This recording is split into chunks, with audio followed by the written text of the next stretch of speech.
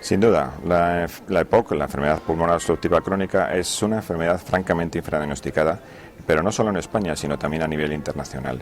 Es una enfermedad cuyos síntomas inicialmente pues no son demasiado significativos y no hacen venir al paciente a la consulta habitual del centro de salud, de forma que tarda en diagnosticarse. Y cuando esta se diagnostica, pues es en fases ya un poco más avanzadas de lo que sería deseable.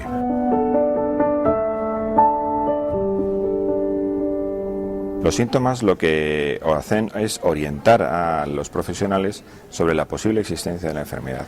Los síntomas habituales de la EPOC son pues, una disnea que habitualmente va en progresión, también una expectoración más abundante de lo habitual y también una tos frecuente que, bueno, pues que se acompaña en muchas ocasiones de esa expectoración que comentaba.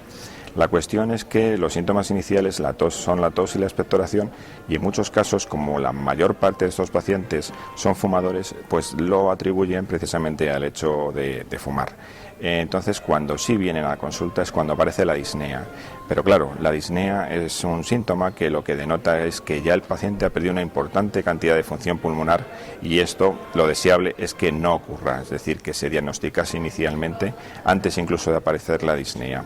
Por lo tanto, los síntomas orientan y desde luego hacen suponer que el paciente tiene esta enfermedad, pero el diagnóstico definitivo se hace mediante pruebas de función respiratoria.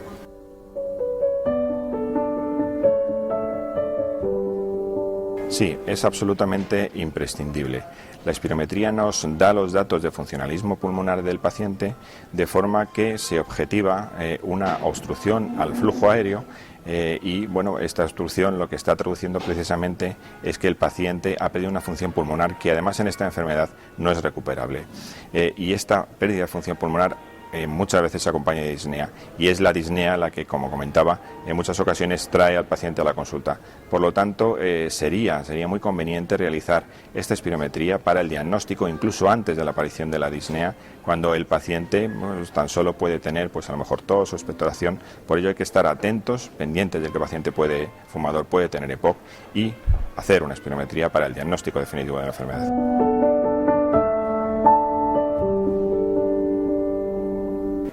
Sí, la gravedad de la enfermedad es vital, porque lógicamente no es lo mismo una enfermedad, una EPOC leve, que una EPOC grave. Y esto, además, lo que traduce es un diferente abordaje del paciente. Lógicamente, el paciente con una EPOC grave se ha de tratar de forma más intensiva, por ejemplo, que el paciente con una EPOC leve o con una EPOC moderada. Y además, esto influye directamente en su calidad de vida.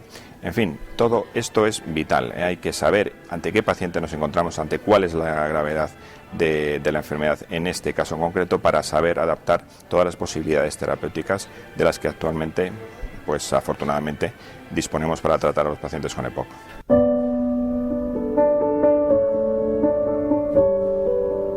Pues sí. Y esto no hace más allá de 2 meses, porque hasta ahora la clasificación de la gravedad de la enfermedad se hacía en función únicamente a las pruebas de funcionalismo pulmonar, como he comentado, en los datos de la espirometría. Pero desde hace mucho tiempo se viene diciendo que, bueno, pues que muchos pacientes que tienen una misma función pulmonar tienen peor calidad de vida o tienen más disnea, en fin, una serie de parámetros que, además de la función pulmonar, hacen que el paciente se encuentre mejor o se encuentre peor. Entonces, esta última clasificación de la Iniciativa Global para el Manejo de los Pacientes con Asma, conocida como GOL, es el documento internacional más conocido a nivel mundial, ha cambiado la clasificación de forma que para clasificar al paciente ya no solo se tiene en cuenta la función pulmonar, sino también el grado de disnea que padece el paciente, la calidad de vida que presenta y también el número de agudizaciones que ha tenido en el año previo. De forma que con todo ello se hace un algoritmo de precisamente clasificación para ver también cuál es la gravedad. En este caso no sería leve, moderado, grave, sino nivel A, B, C o D, de forma que según esa clasificación, como decía antes, pues adaptaremos al tratamiento a cada paciente de forma específica.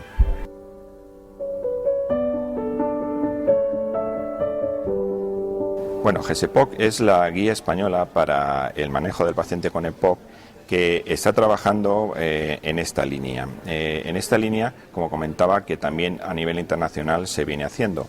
Ya no solo el paciente se ha de considerar como más o menos grave en función de solo su función pulmonar, sino que además se tienen en cuenta los parámetros básicamente que he comentado antes: número de agudizaciones, nivel de disnea, calidad de vida, por supuesto, además de la función pulmonar.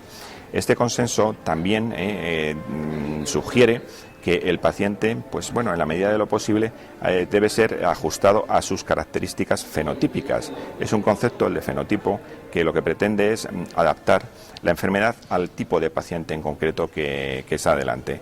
Estos fenotipos básicamente pues serían estos pacientes que son especialmente agudizadores o que tienen muchas agudizaciones, otros pacientes que tienen especialmente disnea, menos agudizaciones quizá, y otros pacientes también que bueno, pues que son difíciles de diferenciar entre la enfermedad pulmonar obstructiva crónica, la EPOC, y el asma.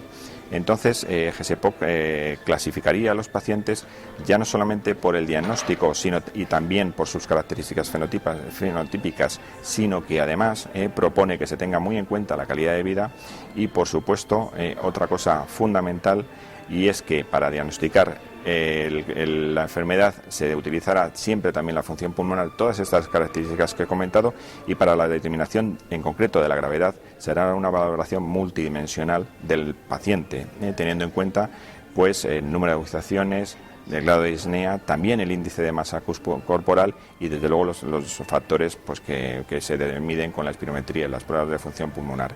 Con todo este contexto y también cuán es su tolerancia al ejercicio, pues nos va a determinar la gravedad del paciente en unos niveles que vienen a determinarse como 1, 2, 3, 4 o 5, teniendo en cuenta este quinto como la atención en concreto a este paciente al final de la vida. Es una atención complicada, compleja, donde no muy estudiada, donde el paciente pues francamente sufre un deterioro muy importante, y dependiendo de estos niveles de gravedad pues se ajustará el tratamiento también a esos 5, en este caso, niveles de gravedad que propondrá seguramente GESEPOC.